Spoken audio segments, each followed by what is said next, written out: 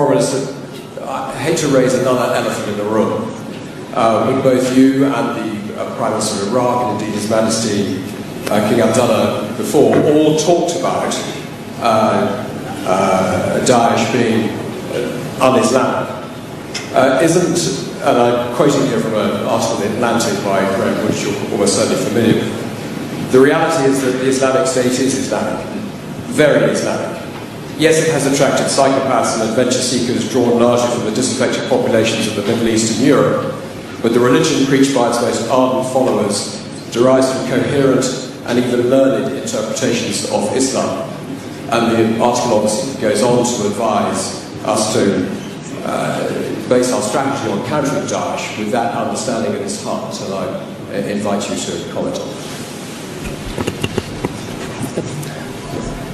Every religion has perverts and psychopaths who try to hijack it.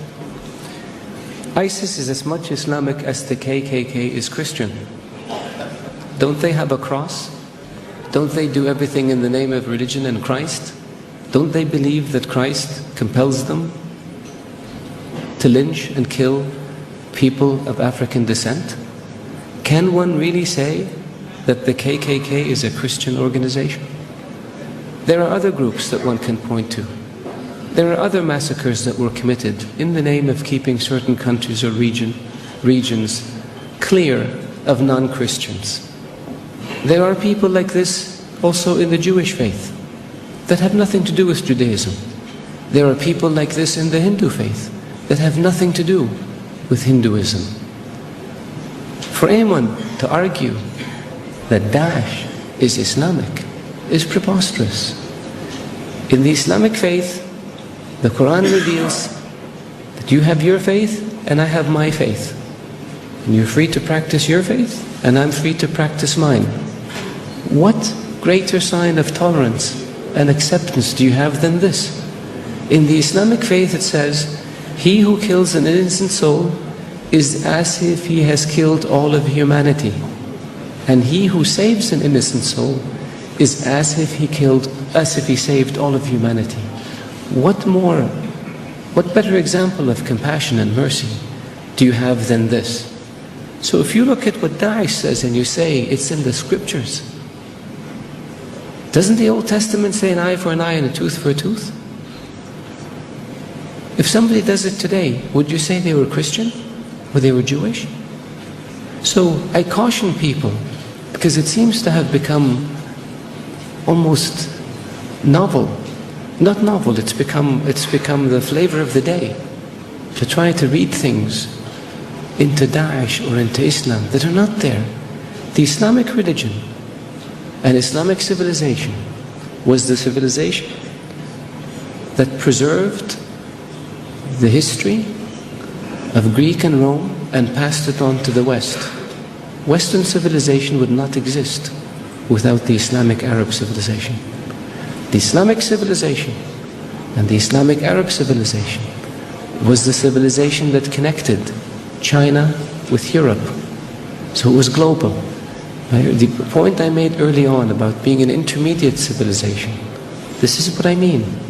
So if Islam was intolerant and Daesh represented Islam, would Islam have preserved Aristotle and Socrates and passed it on to the West? Would Islam have connected Eastern civilization with Western civilization? Of course not. So I urge you, all of you, to be careful when it comes to making generalizations or to accepting generalizations that have no basis in fact. Thank you. 11th September, 15 people of that 19 was the Saudi citizens.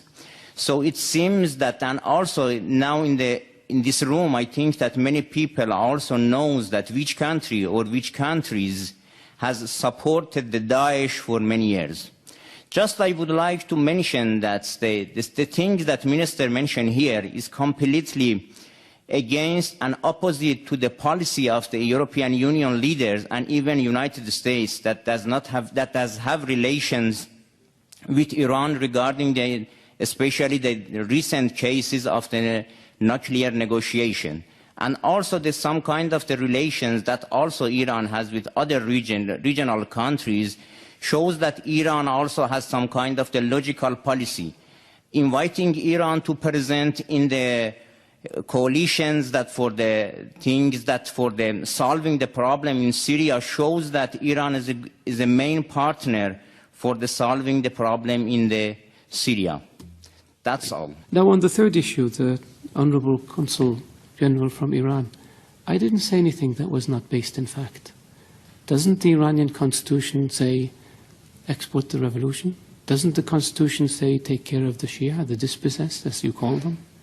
Didn't Iran create Hezbollah? Didn't Iran attack more than a dozen embassies inside Iran in violation of all international laws? We didn't attack them. Iran did. Didn't Iran manage, plan, and execute the 1996 attack in Khobar Towers against the American Marines? Yes, they did. The control officer was Brigadier General Sharifi. You're a military attaché in Bahrain. The bomb maker was Hezbollah. The explosives came from the Bekaa Valley. The top 3 leaders of the plot escaped and have been living in Iran ever since. Isn't that sheltering terrorists? One of them we captured last year in Lebanon with an Iranian passport, not a Saudi passport, even though he's a Saudi citizen. Isn't that aiding and abetting terrorists? We didn't make this up. When the explosions in Riyadh happened in 2003, Saif al-Adl was in Iran along with Saad bin Laden, the chief propaganda person for Al-Qaeda, and 4 or 5 other people, senior leaders. Iran harbored them and protected them. We asked for them to be extradited. It was refused. Some of them are still in Iran. We didn't invent this. This is the fact. The order to blow up 3 housing compounds in Riyadh in 2003 was made by Saif al-Adl, the chief of Al-Qaeda operations, while he was in Iran. We have the phone conversation on tape. We didn't make this up. Ronald Reagan used to say that facts are stubborn things. They are stubborn because you can't get around the fact. Hezbollah is a terrorist organization. Attacking embassies is very clear. They don't just blow themselves up. Somebody does it. Killing diplomats. Diplomats don't commit suicide by shooting themselves 3 times. Somebody's responsible. Iranian agents have been linked to terrorist attacks in Europe, to terrorist attacks in South America. We didn't make this up. This is the world. This is evidence. And so, yes, we wish and hope that Iran, a great nation, can be a great neighbor to us. But it takes 2 to tango.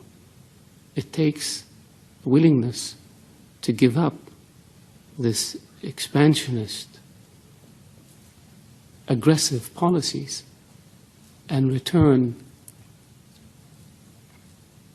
to international norms and behaviors if you want people to deal with you. And our hand is extended to Iran. It has been for 35 years. But what we get in return are diplomats killed, embassies blown up, terrorists. We have Iranian agents captured in Saudi Arabia for plotting terrorist attacks. We stopped 4 shipments of weapons that Iran was trying to smuggle to the Houthis in Yemen. We have explosives that Iran tried to smuggle into Saudi Arabia, Bahrain, Kuwait. This is not fiction. And this is not child's play. This is aggressive behavior. This is unacceptable behavior. This is behavior that violates all norms of international behavior and international law. That's why Iran is designated as a state sponsor of terrorism, and that's why Iran is sanctioned for its support of terrorism, not by us, by the international community. So could it be that the whole world is wrong and Iran is right? Could it be that maybe international law that says peaceful relations and non-interference in the affairs of others is wrong, and Iran's approach of aggressively pursuing your objective, irrespective of how you do it, is correct? I don't think so. So if you want a Saudi official to not be critical of Iran, behave in a way that doesn't expose you to criticism. And so far, your history has been one of death and destruction, disregard for international law, and disregard for principles that have existed since the advent of nations, which is good neighborliness and non-interference in the affairs of others.